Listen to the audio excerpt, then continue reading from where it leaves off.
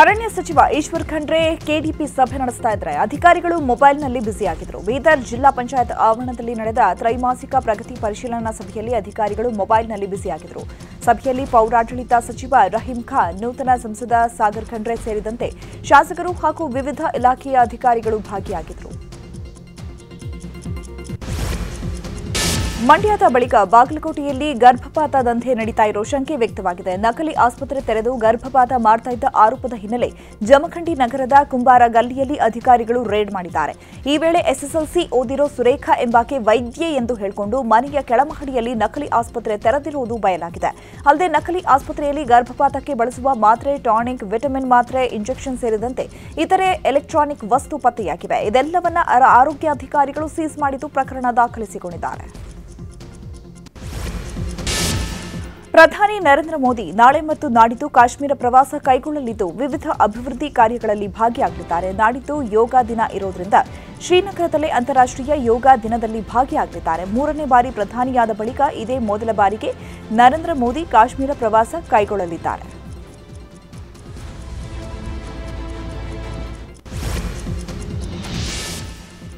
ಮೂರನೇ ಅವಧಿಗೆ ನರೇಂದ್ರ ಮೋದಿ ಪ್ರಧಾನಮಂತ್ರಿ ಆಗ್ತಿದ್ದ ಹಾಗೆ ಮೊದಲು ಸಹಿ ಹಾಕಿದ್ದು ಕಿಸಾನ್ ಸಮ್ಮಾನ್ ಹಣ ಬಿಡುಗಡೆಗೆ. ನಿನ್ನೆ ಪಿಎಂ ಕಿಸಾನ್ ಸಮ್ಮಾನ್ ಸಮ್ಮೇಳನ ನಡೆಸಿ 17ನೇ ಕಂತಿನ ಹಣ ಬಿಡುಗಡೆ ಮಾಡಿದರು.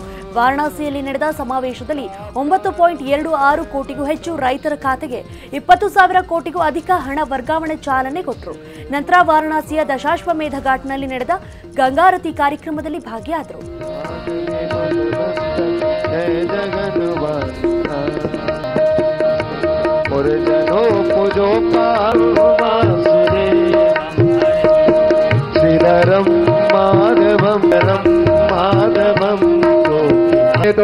असमासु धत्ता कर्पूरगौरं करुणावतारं संसारसारं भुजगेन्द्रहारं सदा वसन्तं हृदयारविन्दे भवस्य मे वरदा भव. कर्पूरनिराञ्जनं समर्पयामि. जलेन शीतलीकरणं पुष्पैरेवताभिवन्दनम् आरोग्यार्थे आत्माभिवन्दनं हेतो असमा. ನರೇಂದ್ರ ಮೋದಿ ನೇತೃತ್ವದ ಎನ್ಡಿಎ ಸರ್ಕಾರ 5 ವರ್ಷಗಳ ಕಾಲ ಉಳಿಯುವುದು ಅನುಮಾನ ಅಂತ ಕಾಂಗ್ರೆಸ್ ನಾಯಕ ರಾಹುಲ್ ಗಾಂಧಿ ಹೇಳಿದ್ದಾರೆ. ಖಾಸಗಿ ವಾಹಿನಿಯ ಸಂದರ್ಶನವೊಂದರಲ್ಲಿ ಮಾತನಾಡಿರುವ ರಾಹುಲ್, ಭಾರತದ ರಾಜಕಾರಣದಲ್ಲಿ ಬದಲಾವಣೆಯ ಗಾಳಿ ಬೀಸಿದೆ. ಸರಳ ಬಹುಮತದಿಂದ ಎನ್ಡಿಎ ಸರ್ಕಾರ ರಚಿಸಿದೆ. ಆದರೆ ಸ್ವಲ್ಪ ಎಚ್ಚರ ತಪ್ಪಿದರೂ ಸರ್ಕಾರ ಬೀಳಲಿದೆ ಅಂತ ಹೇಳಿದ್ದಾರೆ. ಅಲ್ಲದೆ ಎನ್ಡಿಎ ಮೈತ್ರಿಕೂಟದ ಹಲವು ಸಂಸದರು ನಮ್ಮ ಜೊತೆ ಸಂಪರ್ಕದಲ್ಲಿದ್ದಾರೆ. ಹಲವೆಡೆ ಒಡೆದಾಡುವ ನೀತಿ ಮೂಲಕ ಸರ್ಕಾರ ರಚಿಸಿದ್ದ ಬಿಜೆಪಿಗೆ ಕೇಂದ್ರದಲ್ಲಿ ತಿರುಗುಬಾಣವಾಗಲಿದೆ ಅಂತ ರಾಹುಲ್ ಗಾಂಧಿ ಮೋದಿ ಸರ್ಕಾರದ ಪತನದ ಭವಿಷ್ಯ ನುಡಿದಿದ್ದಾರೆ.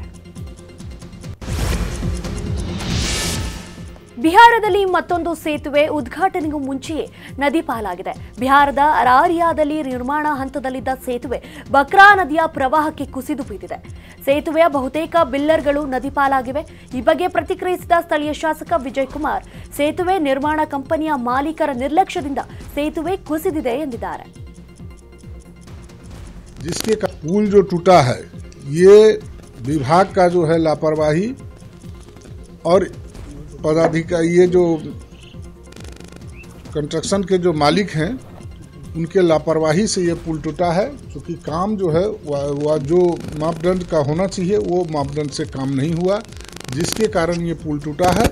और हम प्रशासन से मांग करते हैं जो इस पर कड़ी से कड़ी कार्रवाई होनी चाहिए और जो दोषी हैं उसको जेल जाना चाहिए. ಒಂದು ವಾರದಿಂದ ಷೇರುಪೇಟೆ ಬಹುತೇಕ ಏರುಗತಿಯಲ್ಲೇ ಸಾಗ್ತಾ ಇದೆ. ಮಂಗಳವಾರ ಸೆನ್ಸೆಕ್ಸ್ ಮತ್ತು ನಿಫ್ಟಿ ಜಿಗಿತದಲ್ಲಿ ಹೊಸ ದಾಖಲೆ ಬರೆಯಿತು.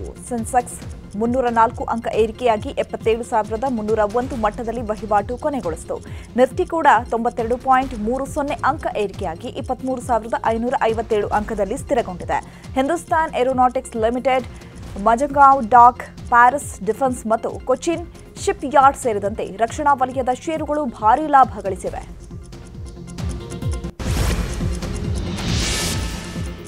ಬೆಂಗಳೂರಿನ ಎಚ್ಆರ್ಬಿಆರ್ ಲೇಔಟ್ನಲ್ಲಿ ಹೊಸದಾಗಿ ತಲೆ ಎತ್ತಿರುವ ಮಳಿಗೆಯೊಂದನ್ನು ಬಾಲಿವುಡ್ ನಟಿ ಸನ್ನಿ ಲಿಯೋನ್ ಉದ್ಘಾಟಿಸಿದರು. ಈ ವೇಳೆ ವಿವಿಧ ಬ್ಯೂಟಿ ಪ್ರಾಡಕ್ಟ್ಸ್ ಕಂಡು ಫುಲ್ ಖುಷಿಯಾದರು. ಐ ಲವ್ ಬೆಂಗಳೂರು, ಕನ್ನಡ ಕಲಿತೀನಿ ಅಂತ ಕನ್ನಡದಲ್ಲೇ ಹೇಳಿದ್ದಾರೆ. ಇನ್ನು ಬೆಂಗಳೂರಿನ ಸನ್ನಿ ಬರ್ತಿರೋ ವಿಷಯ ತಿಳಿದು ಅಭಿಮಾನಿಗಳು ದಂಡೆ ಶಾಪ್ನ ಹೊರಗೆ ಸೇರಿತ್ತು. ಇನ್ನು ದರ್ಶನ್ ಬಗ್ಗೆ ಪ್ರಶ್ನೆ ಕೇಳಿದ ಹಾಗೆ ಉತ್ತರಿಸದೆ ಹೊರಟೋಗಿದ್ದಾರೆ. at Bay Naturals, where you can get starstruck. And my favorite product would be what I'm wearing. My lipsticks are absolutely amazing. Baby Doll was one of the first, so make sure you check it out. Okay, so now you are in Bangalore. What would you tell about Bangalore and Karnataka people? I love you all. I love coming here, and every time I do the Nanage Nanage Kannada Kannada Swalpa Swalpa Swalpa Swalpa Bharathe. To everybody out. Kingfisher airlines ಮತ್ತು ಮದ್ಯದ ಕಂಪನಿಯ ಮಾಜಿ ಮಾಲೀಕ ವಿಜಯ್ ಮಲ್ಯ ಪುತ್ರ ಸಿದ್ಧಾರ್ಥ್ ಮಲ್ಯ ಹಸೆಮಣೆ ಏರುವುದಕ್ಕೆ ಸಜ್ಜಾಗಿದ್ದಾರೆ. ತಮ್ಮ ಬಹುಕಾಲದ ಗೆಳತಿ jasmine ಜೊತೆ ಇದೇ ವಾರ ಮದುವೆಯಾಗಲಿದ್ದಾರೆ. ಈ ಬಗ್ಗೆ ಫೋಟೋವೊಂದನ್ನು ಅಪ್ಲೋಡ್ ಮಾಡಿರುವ ಸಿದ್ಧಾರ್ಥ್ ಮಲ್ಯ ಇದು ವಿವಾಹದ ವಾರ ಅಂತ ಕ್ಯಾಪ್ಷನ್ ಹಾಕಿದ್ದಾರೆ. ಕಳೆದ ವರ್ಷ ನಿಶ್ಚಿತಾರ್ಥ ಮಾಡಿಕೊಂಡಿದ್ದ ಜೋಡಿ ಈಗ ಮದುವೆ ಆಗುವುದಕ್ಕೆ ಸಜ್ಜಾಗಿದೆ. ಟಿ20 ವಿಶ್ವಕಪ್ ಟೂರ್ನಿಯ ಸೂಪರ್ 8ರ ಹಂತ ಇಂದಿನಿಂದ ಆರಂಭವಾಗಲಿದ್ದು ದಕ್ಷಿಣ ಆಫ್ರಿಕಾ ವಿರುದ್ಧ ಅಮೆರಿಕ ಅಖಾಡಕ್ಕಿಳಿಯಲಿದೆ. ಸೌತ್ ಆಫ್ರಿಕಾಗೆ ಬ್ಯಾಟ್ಸ್ಮನ್ಗಳೇ ಮೇಲಿಂದ ಮೇಲೆ ಕೈ ಕೊಡುತ್ತಿದ್ದು ಅಮೆರಿಕ ಬೌಲಿಂಗ್ಗೆ ಪ್ರತ್ಯುತ್ತರ ನೀಡುವುದು ದೊಡ್ಡ ಸವಾಲಾಗಿದೆ. ಗಾಯದ ಸಮಸ್ಯೆಯಿಂದ 2 ಪಂದ್ಯದಿಂದ ಹೊರಗಿದ್ದ ಅಮೆರಿಕ ತಂಡದ ನಾಯಕ ಮೋನಂಕ್ ಪಟೇಲ್ ಇಂದಿನಿಂದ ಪಂದ್ಯದಲ್ಲಿ ಕಣಕ್ಕಿಳಿಯುವ ಸಾಧ್ಯತೆ ಇದೆ. ಪಾಕಿಸ್ತಾನವನ್ನು ಸೋಲಿಸಿ ಕ್ರಿಕೆಟ್ ಜಗತ್ತನ್ನೇ ನಿಬ್ಬೆರಗಾಗಿಸಿದ ಯುಎಸ್ಎ ಪಡೆ ಹರಣಗಳನ್ನು ಕಟ್ಟಿಹಾಕೋಕೆ ಪ್ಲಾನ್ ರೂಪಿಸಿದೆ. ಟೀಂ ಇಂಡಿಯಾದ ಮುಂದಿನ ಕೋಚ್ ಯಾರು ಅನ್ನೋದು ಇವತ್ತು ಘೋಷಣೆಯಾಗೋ ಸಾಧ್ಯತೆ ಇದೆ. ಭಾರತ ತಂಡದ ಮಾಜಿ ಕ್ರಿಕೆಟಿಗರಾದ ಗೌತಮ್ ಗಂಭೀರ್ ಹಾಗೂ WV ರಾಮನ್ ನಿನ್ನೆ ಬಿಸಿಸಿಐ ಸಲಹಾ ಸಮಿತಿ ಮುಂದೆ ಹಾಜರಾಗಿದ್ದರು. ಸುಮಾರು 40 ನಿಮಿಷಗಳ ಕಾಲ ನಡೆದಂತಹ ಸಂದರ್ಶನದಲ್ಲಿ ತಾವು ಯಾವೆಲ್ಲ ಯೋಜನೆಗಳನ್ನು ಹಾಕಿಕೊಂಡಿದ್ದೇವೆ ಅಂತ ವಿವರಿಸಿದ್ದಾರೆ. ಇವತ್ತು ಮತ್ತೊಂದು ಸುತ್ತಿನ ಸಭೆ ನಡೆಯಲಿದ್ದು ಗೌತಮ್ ಗಂಭೀರ್ ಹೆಸರೇ ಅಂತಿಮವಾಗುವ ಸಾಧ್ಯತೆ ಇದೆ. ಕನ್ನಡಿಗರ ಮೆಚ್ಚಿನ ನಿಮ್ಮ ನ್ಯೂಸ್ 18 ಕನ್ನಡ ಈಗ ವಾಟ್ಸ್ಆಪ್ನಲ್ಲಿಯೂ ಲಭ್ಯ. ಕರ್ನಾಟಕ ಮತ್ತು ದೇಶ ವಿದೇಶದ 360 ಡಿಗ್ರಿ ಸುದ್ದಿ ವಿವರವನ್ನ ನೀವು ನಿಮ್ಮ ಕೈ ಬೆರಳುಗಳಲ್ಲಿಯೇ ಪಡೆಯೋದಿಕ್ಕೆ ಈ QR ಕೋಡ್ ಅನ್ನು ಸ್ಕ್ಯಾನ್ ಮಾಡಿ. ನಮ್ಮ ಚಾನೆಲ್ ಅನ್ನು ಫಾಲೋ ಮಾಡಿ, ನೋಟಿಫಿಕೇಶನ್ ಆನ್ ಮಾಡಿ.